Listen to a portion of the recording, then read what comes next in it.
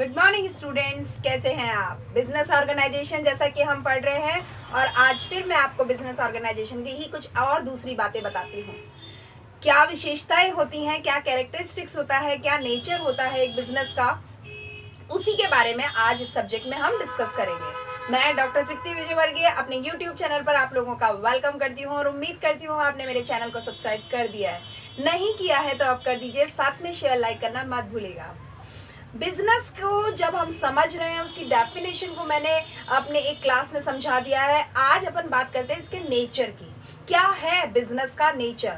अगर मैं आपको कहूं कि बिजनेस क्या है, लेमन टर्म की अगर हम बात करते हैं तो किसी भी चीज को लो से लो कॉस्ट पे बनाना, मैन्युफैक्चर करना या प्रोड्यूस करना और उसको फिर हाई कॉस्ट पर बेचना, सेल कर देना या ट्रांसफर कर देना। ये जो इन दोनों कॉस्ट के बीच का डिफरेंस है, यही तो प्रॉफिट है और यही तो प्रॉफिट कमाना बिजनेस है। भाई बिजनेस क्या है? Business is an activity by which we can earn a profit in an regular mode, right. तो ये जो बिजनेस है, इसको हम एक और दूसरी तरीके से भी कह सकते हैं कि बिजनेस का मतलब बिजीनेस, आपका व्यस्त रहना, रेगुलर फॉर्म में आपका व्यस्त रहना। और ये कहना बिल्कुल भी ज्यादा नहीं होगा, अतिशयोक्ति नहीं होगा, ओवर स्टेटमेंट नहीं होगा अगर ये कह दिया जाए एवरीथिंग दैट सराउंड्स यू, हर वो चीज जो आपके आसपास है, आपके चारों तरफ है, इज बिजनेस। वो बिजनेस ही है। फैक्ट है ये कि हमारे चारों तरफ अगर हम अपनी नजर दौड़ा के देखेंगे तो वो सब कुछ बिजनेस है। जस्ट इमेजिन कि जब मार्च से और जून तक में ये जो फुल लॉकडाउन हुआ था, उस फुल लॉकडाउन के दौरान पे कुछ इमरजेंसी सर्विसेज को छोड़ करके सब कुछ बंद था और हम लोग हैरान परेशान हो गए थे कि क्या किया जाए। आप सोच के देखो कि उस बीच में भी हमारे पास में फल आ रहे थे, सब्जी आ रही थी, हमारे पास में राशन का सामान भी था।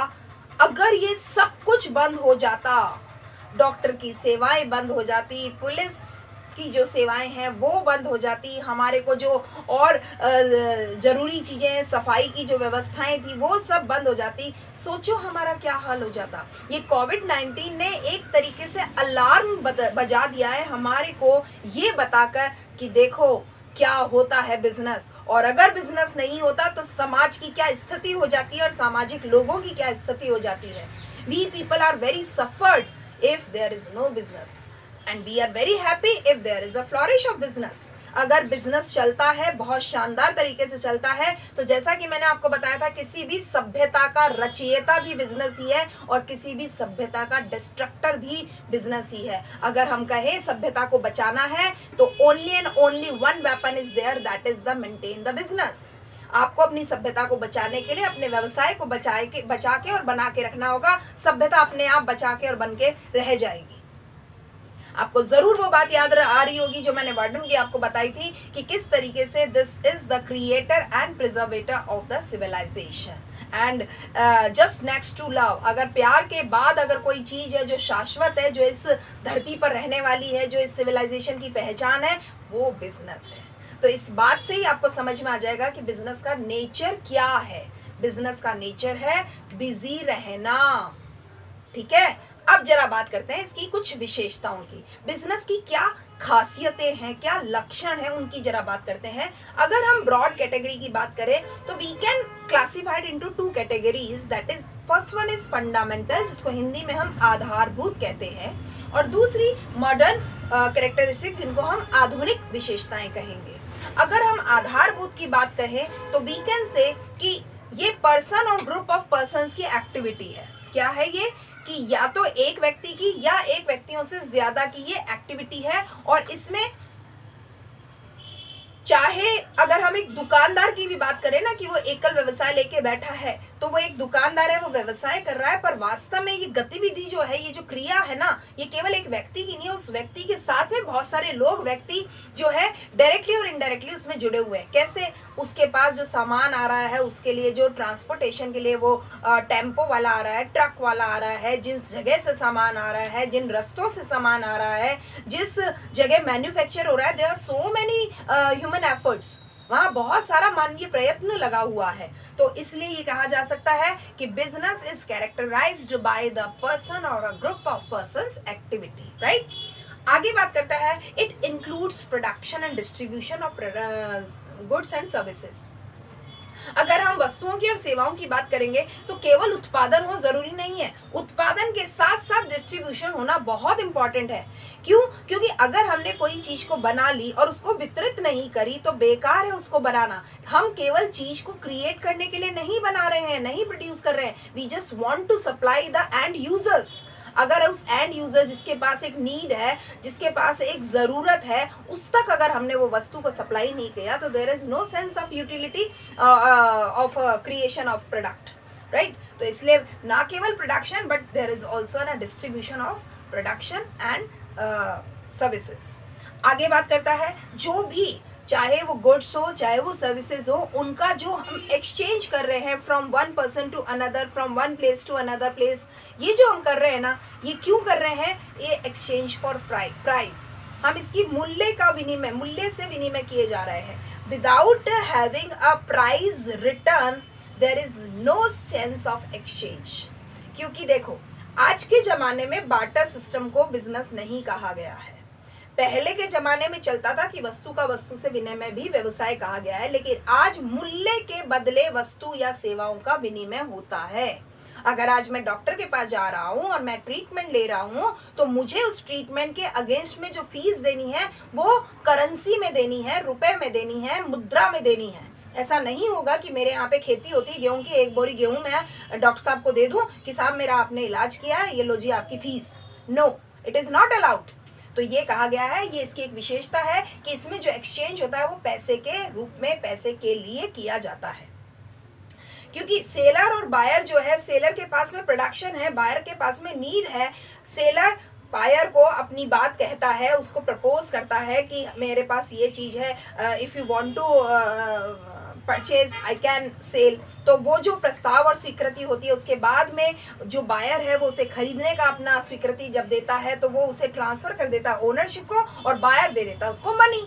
तो दोनों की नीड सेटिस्फाई हो जाती है। उसे वस्तु के बदले में मूल्य चाहिए और उसे वस्तु से उपयोगिता चाहिए, समझ रहे, वस्तु से संतुष्टि चाहिए। तो ये सारी चीज हो जाती है। अब बात करते हैं, there should be a market. If we are talking about the business, there should be a market। और मार्केट दो तरीके से हो सकता है, ऑर्गेनाइज्ड मार्केट और अनऑर्गेनाइज्ड मार्केट। तो संगठित बाजार तो वो होता है जहां पर एक ही तरह का सामान एक जगह पर बिकता है, उस सामान को खरीदने वाले लोग और बेचने वाले लोग उसी जगह पर आते हैं। जैसे बर्तन मार्केट है, साइकिल मार्केट है, पतंग मार्केट है, अगर चांदी का मार्केट है, सर्राफा मार्केट है, वो सारी चीज़ें वहाँ पे उस पर्टिकुलर चीज़ का ही व्यापार हो रहा है। और असंगठित होता है जहाँ एक ही जगह पे हर तरह का व्यापार हो रहा है। वहाँ पे सेवाएं भी हैं, वस्तुएं भी हैं, हार्डवेयर भी है, सॉफ्टवेयर भी है, मतलब खाने पीने की चीज़ भी है, तो लोहे की भी चीज़ें हैं, चांदी सोना भी है, तो हीरा जवाहरात भी है, तो रबर टायर भी है, तो देयर सो मैनी थिंग्स। तो वह असंगठित व्यापार होता है। आज के ज़माने में संगठित व्यापार का ज़माना है। एक पर्टिकुलर एरिया जो है एक पर्टिकुलर बिजनेस के हब को माना जा रहा है। अब आगे की बात करते हैं, रेगुलरिटी। बिजनेस में नियमितता का होना बहुत आवश्यक है। रेगुलर और कंसिस्टेंट मोड पे बिजनेस एक्टिविटीज होनी चाहिए, ट्रांजैक्शंस होना चाहिए सेलिंग और परचेजिंग का, तब उसको हमने बिजनेस कहा। अदरवाइज मैंने आपको बताया था कि इसे केवल हम डील कहेंगे, एक सौदा मात्र कहेंगे। व्यवसाय तो हुआ है, उसमें परचेज और सेलिंग तो हुई है, प्रॉफिट भी हुआ होगा, पर क्योंकि रेगुलर मोड पे नहीं हुआ है तो it can not be said as a business activity. This is only a deal, एक ट्रांजेक्शन हुआ है, एक सौदा हुआ है।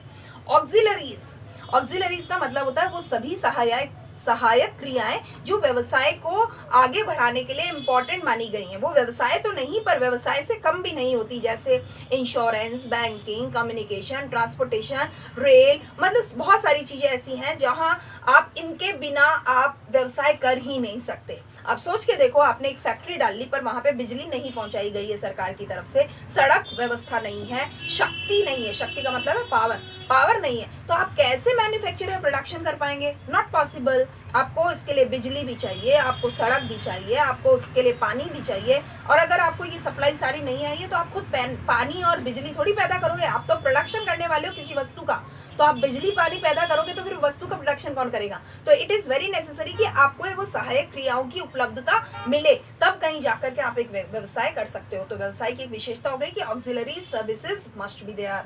आगे लीगलिटी, वैधता। आप कभी भी अगर व्यवसाय की बात कर रहे हो तो उसमें वैध शब्द, वैध तत्व होना बहुत इंपॉर्टेंट है। लॉफुल होना चाहिए हर चीज, लीगल होनी चाहिए चीज। अगर आपने लीगल बिजनेस किया है, लीगल ट्रांजैक्शन किया है, तब तो वो बिजनेस की कैटेगरी में आ सकता है। अगर इलीगल किया है तो वो बिजनेस नहीं होता, वो ट्रांजैक्शन किस में कन्वर्ट हो जाता है? स्मगलिंग को कहा जाता है। ठीक है, वो ब्लैक का काम किया है, मतलब सरकार की तरफ से अलाउड नहीं है आप, सरकार की तरफ से सर्टिफाइड नहीं है आप, सरकार की तरफ से परमिटेड नहीं है आप। तो legality must be there. Profit motive, आप एक कोई भी ट्रांजैक्शन कर रहे हो, मैंने अभी कहा ना कि प्रॉफिट अगर हम कमा रहे हैं, कोई चीज को कम से कम कॉस्ट पे बनाना और ज्यादा से ज्यादा कीमत पर उसे बेचना, इन दोनों का जो अंतर है वही मेरा प्रॉफिट और यही मेरा बिजनेस है। आ रही बात समझ में? तो यहाँ पे ये कह रहा है कि प्रॉफिट मोटिव होना चाहिए। मैं क्यों अपनी इतनी माथापच्ची कर रहा हूँ, इतना एफर्ट लगा रहा हूँ कि मैं कम से कम कॉस्ट रखते हुए, क्वालिटी को मेंटेन करते हुए हाई से हाई प्राइस पे उसे बेच सकूँ, ताकि कि मुझे प्रॉफिट ज़्यादा से ज़्यादा हो। और जितना ज़्यादा प्रॉफिट होगा उतना ज़्यादा मेरे चांसेस मेरे मार्केट में बनने के, बचे रहने के बने रहेंगे। आगे म्यूचुअल बेनिफिट, यहाँ एक बहुत अच्छी बात है। ये देखो, प्रॉफिट तो एक बिजनेसमैन का खुद का हो सकता है, लेकिन बेनिफिट दोनों का होना चाहिए। दोनों का मतलब सेलर का भी और बायर का।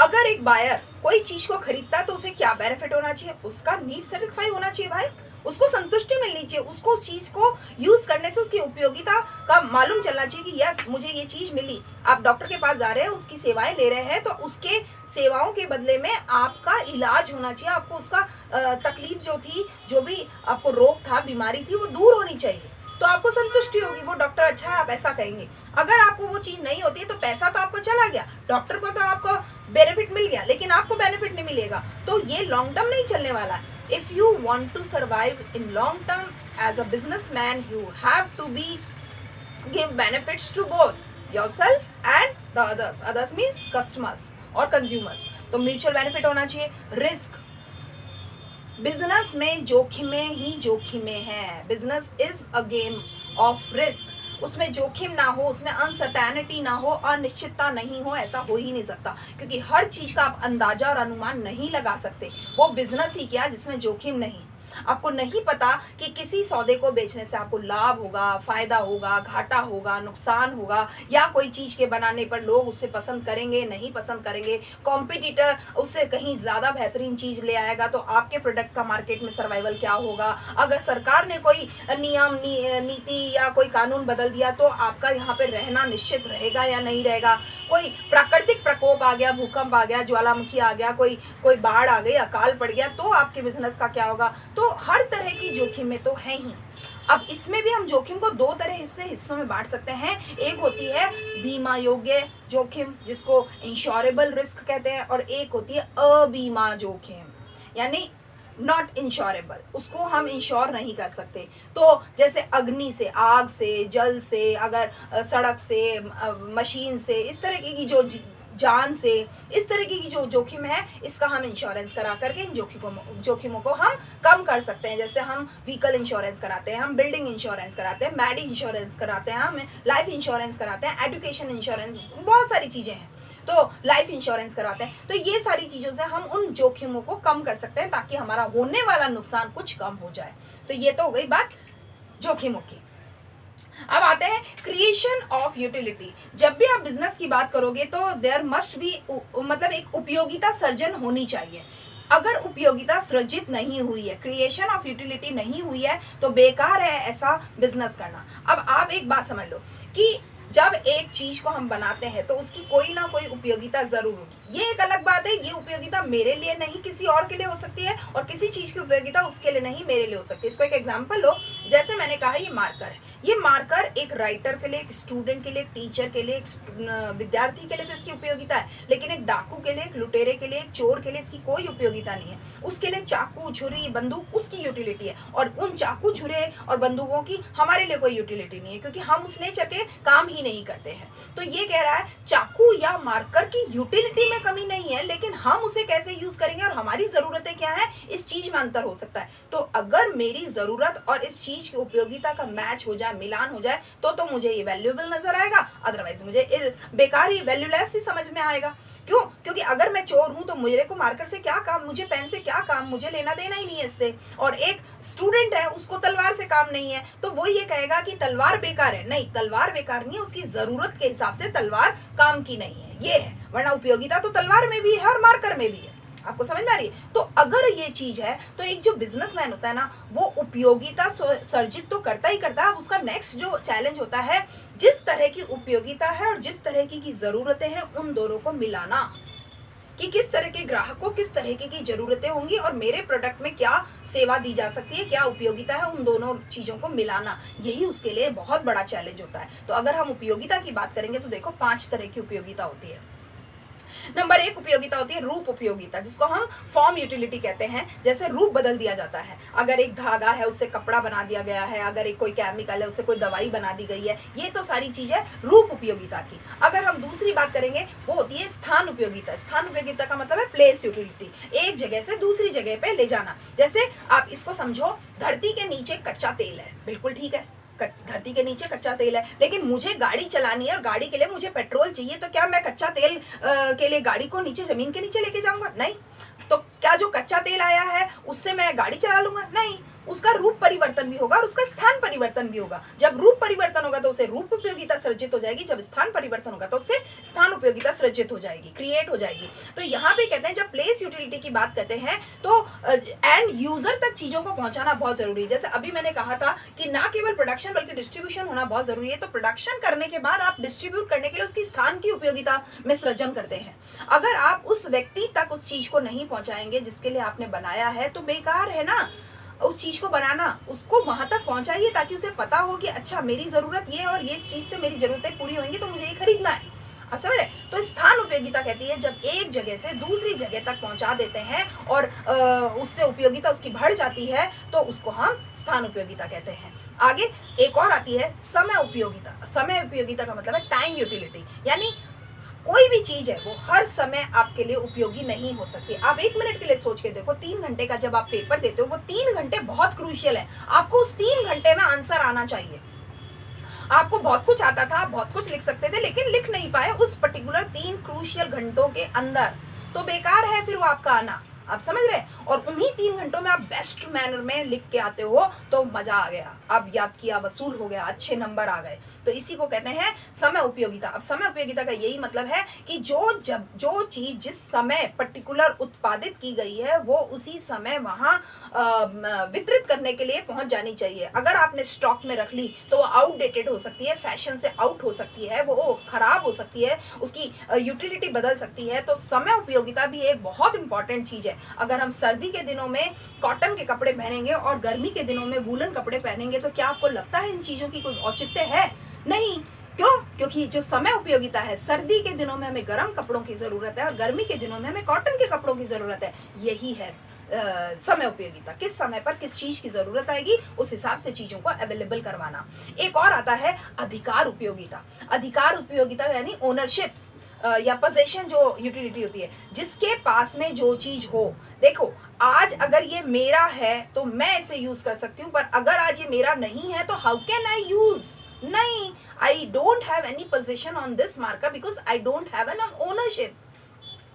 तो यहाँ भी ये कहता है कि जब भी एक जो व्यक्ति होगा उसके पास में उसके अधिकार उपयोगिता अगर नहीं हुई है, माल अगर माल आपके दुकान में पड़ा है पर माल बेचने के लिए आप डिस्प्ले में नहीं रख रहे, लोगों को ये प्रस्ताव नहीं कर रहे कि मेरे पास ये माल है या सेवा है। आपने देखा होगा एडवर्टाइजिंग के जरिए हम इसकी जो अधिकार उपयोगिता का सृजन करते हैं और स्वामित्व उपयोगिता का सृजन करते हैं कि मैं एक डॉक्टर हूँ, मैं MBBS हूँ, इंटर्नशिप मेरी उसमें हुई भी है और मैं इस तरह के इलाज कर सकता हूँ। तो लोगों को पता चलता है कि हाँ ये व्यक्ति ऐसा इलाज कर सकता है। वरना आते जाते किसी व्यक्ति से तो अपन नहीं कह सकते ना कि भाई साहब आप डॉक्टर हो क्या, आप मेरा इलाज कर दोगे क्या, ऐसा नहीं कह सकते हम। तो यहाँ ये जो कहता है ना स्वामित्व उपयोगिता, ये कहता है जब हम किसी भी वस्तु का क्रय या विक्रय करते हैं तो हम स्वामित्व का हस्तांतरण करते हैं। मैं आपको एक ये चीज बेच तो दूं लेकिन ये मैं आपको दूं नहीं, आपसे मैंने इसके लिए 15-20 रुपए जो भी है वो ले लिया, लेकिन ये मैं मेरे ही पोजीशन में रखूं तो आपके पास स्वामित्व का हस्तांतरण ही नहीं हुआ भाई, आपके अधिकार में ही नहीं दी। मैंने कहा था सेल्स ऑफ गुड्स एक्ट हम जब पढ़ेंगे उस समय बताएंगे कि ट्रांसफर ऑफ दो चीजें होती है, transfer of ownership and transfer of position. तो आप जब तक स्वामित्व और अधिकार दोनों का हस्तांतरण नहीं करोगे तो वो व्यक्ति उसका मालिक कैसे कहलाएगा। मान लिया कि जमीन पे मेरा हक है, मैंने जमीन कोई खरीदी है और आपने पेपर्स में लिख दिया कि जी लो जी आप इसके मालिकाना हक रखते हो, पर उसकी जो जगह की चाबी है या जो पट्टा है वो आप पेपर मुझे दे नहीं रहे हो भाई, तो मैं कैसे शो करूंगी मैं इसका मालिक हूँ। आप समझ रहे हो, आपने मेरे को मालिकाना हक तो दे दिया पर मेरा उस पर पोजीशन नहीं दिया, उसका अधिग्रहण नहीं दिया, तो वही चीज है कि मेरा अधिकार नहीं आया। तो उपयोगिता में ये कहा जाता है, इस उपयोगिता में, कि एक विक्रेता जब चीज को बेच देता है तो वो ना केवल उसके स्वामित्व का बल्कि उसके अधिकारों का भी हस्तांतरण कर देता है। तो इससे ये उपयोगिता सृजित हो जाती है। अब जो माल पहले विक्रेता के लिए संपत्ति था, अब वो माल विक्रेता के लिए उसका संपत्ति बन जाता है। ठीक है। अब एक पांचवी उपयोगिता होती है, वो होती है ज्ञान उपयोगिता। ज्ञान उपयोगिता का उसमें मतलब ये होता है कि उसकी ज्ञान का सृजन करना, यानी जैसे कोई विज्ञापन है, प्रचार प्रसार है, उससे क्या होता है ग्राहकों के ज्ञान में अपन वृद्धि करते हैं। इस समय अभी मैं क्या कर रही हूँ, आपका मान ये जो अपन पढ़ रहे हैं ये आपकी बुक्स में भी मिल जाएगा, लेकिन मैं आपको इसे एक्सप्लेन कर रही हूँ, मैं इसको आपको समझा रही हूँ तो आपको ये चीज समझ में आ रही है। वरना किताबें आपके पास में भी है, जब तक टीचर आपको समझाता नहीं है तब तक वो समझ में आता नहीं है। वरना किताब में रखे होने से क्या आपको समझ में आ जाएगा? नो। तो ये है ज्ञान वृद्धि, ज्ञान उपयोगिता। अगर कोई आपको समझा देता है तो वो चीज समझ में आ जाती है, तो उसके जो नॉलेज में इंक्रीमेंट होता है वो नॉलेज यूटिलिटी कहलाता है। इस तरीके से जो क्रिएशन ऑफ यूटिलिटी है वो भी एक बिजनेस की कैरेक्टरिस्टिक्स मानी गई है। ठीक है, ये बात समझ में आ गई। अब एक और बात करते हैं, थोड़ा सा लंबा जा रहे हैं अपन, फटाफट ले लेते हैं कि अगर एक व्यवसाय की बात करेंगे तो कला और विज्ञान का ये संगम है। हर एक चीज में आर्ट भी है और एक साइंस भी है। आर्ट तो काम करने की कला होती है जिसमें आप अपना कौशल दिखाते हो, और विज्ञान एक सिद्धांत पे चलता है। विज्ञान में कारण और परिणाम का बीच का संबंध होता है, यानी relation of reasons and results, इसके बीच की बात होती है। तो ये होना, दोनों ही बातें होना, कला और विज्ञान दोनों ही होना बिजनेस में जरूरी है। हर एक व्यक्ति से एक जैसी बात नहीं की जा सकती। As per the nature of person, as per the gesture of person, as per the social status of the person, the businessman have to mould in his communication language. उसे अपनी बातों में बदलाव करना होता है, उसे किस तरीके से किससे कैसे बात करनी है उसे ये समझ में आना चाहिए। तो इसमें वो कला भी लगाता है, विज्ञान भी लगाता है, वो सारी चीजें आ जाती हैं। ऐसी जो व्यवसाय होता है वो पेशे से भी अलग होता है, क्योंकि प्रोफेशन में तो आपको डिग्री चाहिए पर व्यवसाय में डिग्री नहीं चाहिए, उसमें व्यवहार चाहिए होता है। ऐसी जो व्यवसाय है वो नौकरी या धंधे से भी निर्भर अलग होता है। नौकरी में तो आपका सर्विस में तो आपको सैलरी मिलती है, पर व्यवसाय में इनकम होती है। आपकी दोनों चीजें अलग अलग है ना। इसी तरीके से कुछ और बातें भी हैं जो इसकी फंडामेंटल कैरेक्टरिस्टिक्स को बताती हैं। अब अगर अपन बात करें कि मॉडर्न कैरेक्टरिस्टिक्स की बात करें तो ये कहता है कि ये तो प्लूरलिस्टिक इंस्टीट्यूशन होता है। प्लूरलिस्टिक इंस्टीट्यूशन का मतलब होता है बहुवर्गीय संस्था है। ये बहुवर्गीय नहीं, एक नहीं है वर्ग, इसमें बहुत सारे वर्ग होते हैं। इसमें इन्वेस्टर भी होता है, इसमें मैनेजर भी होता है, इसमें जो कर्मचारी है, सरकार है, इसमें पब्लिक भी है, इसमें एंटरप्रेन्योर्स भी है। There are so many classes of persons. ठीक है, बहुत सारे तरीके के लोग इसमें जुड़े हुए होते हैं और उनके हित भी जुड़े होते हैं। तो आपको मैं बता दूं, जब लोगों के हित इसमें जुड़े हुए होते हैं तो उनको हमें स्टेक होल्डर्स कहते हैं। तो बहुत सारे स्टेक होल्डर्स होते हैं इसमें जब हम बिजनेस की बात करते हैं, चाहे वो डायरेक्टली हो चाहे इनडायरेक्टली हो। आगे सोशियो इकोनॉमिक एक्ट है ये। ये एक्टिविटी ऐसी है जिसमें समाज और आर्थिक दोनों चीजों को किया जाता है। देखो, एक व्यक्ति जो है वो समाज से जुड़ा हुआ है, इसलिए सामाजिक गतिविधि है, और क्योंकि उसमें सारा मामला अर्थ के आसपास चलता है इसलिए वो आर्थिक गतिविधि है। तो ये एक सोशियो इकोनॉमिक एक्टिविटी है, ये हमें समझ में आता है। इंस्टीट्यूशनल फ्रेमवर्क होता है, एक व्यवसाय का जरूर कोई ना कोई ढांचा होता है, कोई रूप होता है, कोई जगह फिक्स होती है, ये मेरी दुकान है, ये मेरा ऑफिस है, ये मेरी फैक्ट्री है, वगैरह वगैरह वगैरह, इस तरह की चीजें होती हैं। तो ये भी एक उसका लक्षण है कि उसका इंस्टीट्यूशनल फ्रेमवर्क होगा। हवा में नहीं होता है बिजनेस हवा में नहीं होता, उसका कोई ना कोई ऑफिस होता है, तो वो चीज है। ऐसे ही कहता है इसमें जो कस्टमर का मामला है, मैं कहूँ कि व्यवसाय की विशेषताओं में, आधुनिक विशेषताओं में ग्राहक बहुत इंपॉर्टेंट है। तो ग्राहक की दो बातें इंपॉर्टेंट आएंगी, एक तो ग्राहक का सर्जन और एक ग्राहक की संतुष्टि। Customer creation and customer satisfaction is very must in the business. आपको ग्राहक का सर्जन करना आना चाहिए और ग्राहक की संतुष्टि भी करना आना चाहिए। If you are capable to create the customer chain and if you are capable to satisfy the customer, then you can survive in the market in long terms, otherwise it is not possible, right. तो आपको ये कैसे ग्राहक को संतुष्ट करना और सृजित करना है, सृजित का मतलब है एक नया ग्राहक बनाना, ठीक है। तो ये चीज भी एक बहुत इंपॉर्टेंट होती है। अब आता है सोशल रिस्पॉन्सिबिलिटी। आज हम अपने समाज में रहकर इस समाज से लेते हैं इनपुट फॉर्म में और हम इसी समाज को देते हैं आउटपुट फॉर्म में।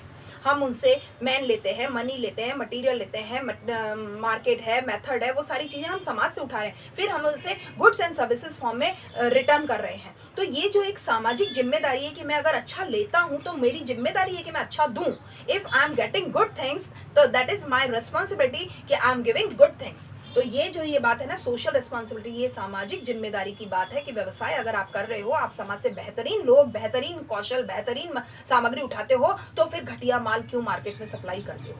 ये सामाजिक जिम्मेदारी का मैटर हो जाता है। Global factor is also there. हमने कहा है कि आज जिस तरीके की हमारी आधुनिक जगत हो चुका है और इंटरनेट का जमाना हो चुका है, दूरियां बिल्कुल खत्म हो चुकी हैं, डिस्टेंस डजंट मैटर। तो इस वजह से हम ये कह सकते हैं कि हम वैश्विक हो गए हैं। आज मैं केवल जयपुर में नहीं रहती हूँ, मेरा जो यूट्यूब के जरिए मेरी क्लास है ये दुनिया के हर कोने में देखा जा सकता है। तो ये जो मैं वैश्विक हो गई हूँ, दूरियां मायने ही नहीं रखती है। अदरवाइज तो मैं मेरे घर में बैठी हूँ, इस समय मैं मेरे कमरे में बैठी हूँ, मेरे स्टडी रूम में बैठी हूँ, तो हाउ कैन इट पॉसिबल कि दुनिया का हर कोने में बैठा व्यक्ति मेरे से संपर्क कर पाएगा? It's only because of networking. तो ये कहता है बिजनेस जो है वो ग्लोबलाइज्ड हो चुका है एंड कैपिटल इंटेंसिव। कोई भी बिजनेस सोच लो, चाहे सेवा सोच लो, चाहे वस्तु सोच लो, उसका उत्पादन सोच लो, चाहे वितरण कह लो, whatever it is, there must be a capital. पूंजी तो होगी ही होगी, आपको पूंजी तो लगानी ही होगी, चाहे थोड़ी चाहे ज्यादा, मगर पूंजी जरूर लगती है। तो ये चीज कहता है व्यवसाय में कैपिटल ना हो ऐसा हो नहीं सकता। मैं पूंजी की बात कर रही हूँ, मुद्रा की बात नहीं कर रही। और मैंने कल पहली क्लास में भी आपको बता दिया था, पूंजी का मतलब वो पैसा जो कि विनियोग किया जाएगा, इन्वेस्ट किया जाएगा, उसको हम पूंजी कहते हैं, जिसके जरिए हम प्रॉफिट गेन करेंगे। आता है सोशल चेंजर। किसी भी सामाजिक परिवेश को अगर बदलने का, एक बहुत बड़ी कुव्वत रखने का जो मादा रखता है, दैट इज द बिजनेस। ये बिजनेस ही होता है जो सामाजिक परिवेश को बदल देता है, स्टैंडर्ड लिविंग बदल देता है, हमारा लेवल चेंज कर देता है। तो ये जो चीज है ये भी एक कैरेक्टरिस्टिक्स है बिजनेस की, कि ये एक सोसाइटी का चेंज मेकर होता है। इसके साथ ही हमने बहुत सारी कैरेक्टरिस्टिक्स बता दी है। पूरी उम्मीद करती हूँ आपको ये क्लास ना केवल पसंद आएगी बल्कि आप इसे शेयर भी करेंगे और मेरे चैनल को सब्सक्राइब जरूर करेंगे। और आप मुझे बताते जाइए कमेंट बॉक्स में, जो भी आपको चीज़ अच्छी लग रही है वो भी बताइए। कोई अगर कंफ्यूजन है तो वो मुझसे पूछिए एंड मेरे वीडियोस को देखते रहिए। Thank you for keep watching my videos regularly. Thank you.